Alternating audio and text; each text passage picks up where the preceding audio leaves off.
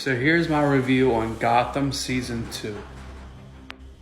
The thing I liked about this season, I liked the whole Galavan angle. Kind of playing the good guy and the whole setting the monsters free from Arkham, like Jerome, kind of foreshadowing what happens in Season 3. And, I really love Jerome's performance, and kind of we get a taste of what's going to be coming in for the series later down the road. And of course, with his twin brother and all. But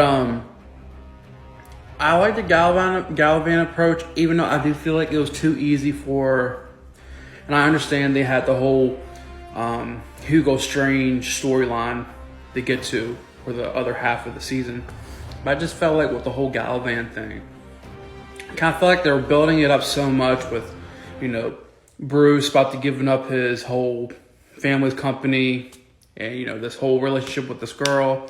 And they kind of really get into this whole Batman kind of loving the fact of the end. Kind of like the whole him about to beat somebody, like that dude that him and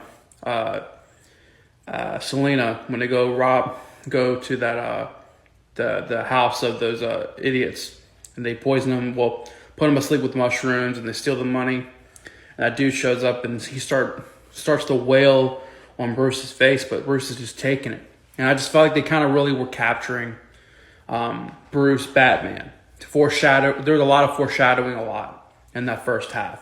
But then they kind of just forget about it for the second half. But then they come back to it later on in the series.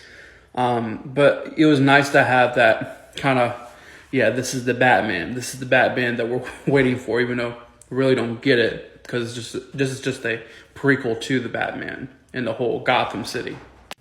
But they do very well. Just basically, this show is this is the story of the villains of Batman. This is the story of the villains and the side characters like Jim Gordon, and I like the whole angle of him losing his daughter, getting framed by the Riddler. I love that angle. I love that story. Mr. Freeze, I wish they kind of did more with that. Hugo Strange, I felt like was kind of laughable as a villain to compare to what he is in the comics. Overall, the season was really good for the first half. For the second half, I felt like it didn't know where it wanted to go. I think it had a plan, but I feel like it was just too short of a plan to really fill out for the rest of the half of the season. Overall, to give the season a rating of a 6.8 out of 10.